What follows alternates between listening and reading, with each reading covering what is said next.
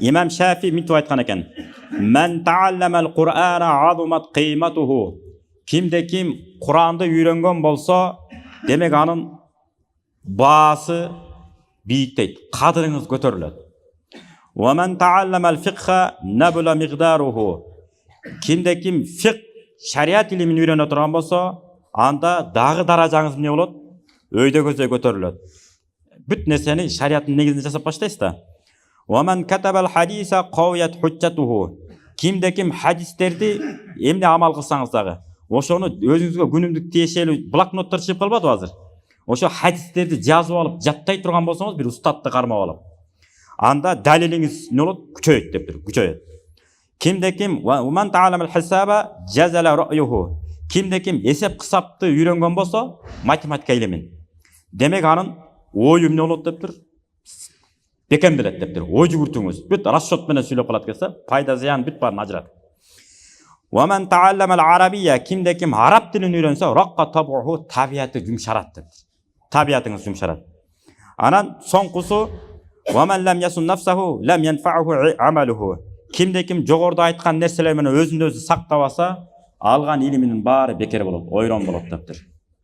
Oşonduktan tugandar, eң birinci ayr bir ulut özünün ene tilin mıқты үйrөтүп, anan özgö tildi үйрөнсө жакшы болот экен. Мисалы биз кыргыз болгондон кийин кыргыз тилибизди жакшы үйрөнсөк, анан 11 класска жеткенге чейин жалаң эле орусча үйрөнүп алса, ой соңдогон бирөө болуп калышы мүмкүн экен да. Мен бетиңизге айтып коеюн, откровенно сүйлөйм, билесиз да деп туруп эле. Атасы, чоң атасы айырмасы жок. Бетке чаап айткан балдар болот экен.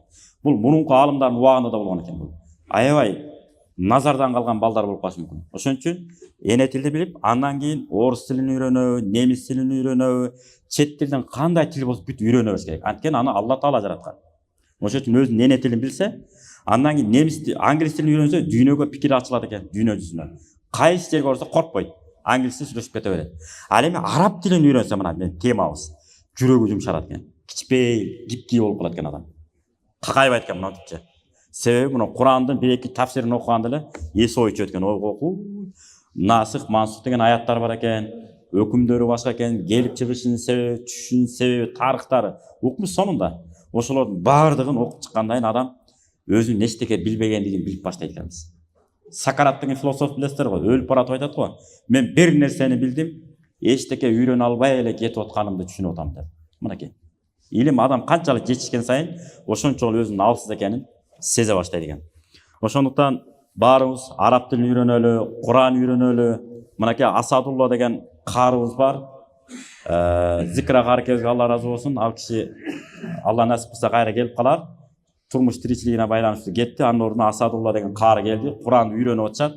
Үйрөтүңүздөр. Андан кийин Салиха деген эжебиз аялдарга Куран үйрөтүп атат. Үйрөнүп алсын. Бала чакабыз бизге кандай условия коюп атат. Ата мен жогорку окуу жайга окуйм, мына мектепке окуйм, мындай кийим алып бер, тигин алып бер, муну алып бер деп атпайбы? Сиз ата болгондон кийин алып бергенге милдеттүүсүз. Бирок кээде ата дагы ультиматум коюш керек экен өзүнүн. Балам макул, ушунун баарын Кудай үчүн жасайм, бул менин милдетим. Бирок мен сага ата катары ультиматум жок деген арабча Куран окуган үйрөнүп ал балам деп үйрөтүш керек экен. Бир мугалим жалдап алып. Мына турат нерде кары келер. Алып келип туруп берип Куранды шыр үйрөнүп алса, анан арабча кичине үйрөнүп алса, жүрөгү жумшак, картайганда коркпой картай берсек болот. Атам эмне кылайын, ата кандайсыз, апа кандайсыз деп лыпылдап турган балдар, кыздар болуп чоңойот экен. Эртең кандай мансапка, кандай бийликке, байлыкка жетсе дагы, койчу болсо, уйчу болсо да эмне кылат экен? Ата кандайсыз деп турат экен. Эгерде жалаң эле илим деп дүйнөлүк илимди үйрөтө берип, Куран шарияттан алыстатып койгон болсок, какайган бир бала болуп калышы мүмкүн, толуккан. Керек болсо 5 ман намаз окуп да какайып атпайбы кээ бир, мына пикиринин таардыгынан. Түшүнүп уктап калган не. Пайгамбар Мухаммад алейхиссалам бир да какайган эмес. Керек болсо үйүнө келген конокторун мен эмес алайын деп да айта албаптыр. Пайгамбар Мухаммад алейхиссалам жана майдан, курмадан дагы бир майда талкандын бир түрүнөн аралаштырыпты, тамак жасап, келгиле алгыла жегиле дегенде ондон киришет. Ана пайгамбар менен бар сахабалар сүйлөшүп келген да, отуруп чыкпай отуруп алышат. Аны да айтып беребиз. Ана ошол жерден анан эмне болот? Пайгамбар кыжалат болуп, эми кетесиңерби деп да айта алган эмес, уялган. Анан эс сыртка чыгып кетет, анасы ибн Малик айтат, колунда 10 жыл тарбияланган. Муслайм энебиздин баласы. Анан отуруп алып, пайгамбар чыгып кетти дейт. Анан тигилер да түшүнүп калды окшойт, анан кетти дейт. Ошон үчүн аят түшкөн. Тамақтанып бүттіңербі, кетпейсіңербі деген да. Ошончолук пайгамбар уяттуу болгон. Какайып, монтип, адамды тешеттик деген ал биякта турсун. Кетесиңер миткиле деп да айта алган эмес ошону пайгамбарыбыз. Ошон үчүн үлгүнү пайгамбардын өмүрү бар. Ким какайып барса эле пайгамбардын өмүр баянын кайра окуп салыш керек экен. Ким үйүнөн бактысыз сезе баштады өзүн, кайра эле пайгамбардын өмүр баяны. Ким өзүнүн жолун таппай атабы, кайра эле пайгамбардын өмүр баянын окуй бериш керек экен. Кайра. Ошон менен катары эле өзүбүздүн ата-бабалардын тарыхый китептерди, мамлекетибиз кантип мамлекет болду. Эң жөнөкөй дайыма айтып келебиз го, Сыңан кылыч, Көчмөндүн кагылышы, Көк асаба ошон китептерди окуп койсок, дагы ачылат экенбиз. Өзүбүздүн эч ким эмес экенибизди билип калат экенбиз. Жөнөкөй бир байкуш экенбиз да мындай чыкканда. Деп билип калат экенбиз. Аркабызда кала турган бирдеке кыла алдыкпы, кыла алган жокпуз. Маселе ушунда экен. Биздин ата-бабалар жасап кетти. Динибизди дагы, салтыбызды да, шарият баарын калтырып кетти. Салт болгон бир шарт шариятка каршы келбеш керек. Өзү каршы келбейт. Биз өзү каршы түшүндүрүп алат экенбиз же каршы түшүнүп алат экенбиз.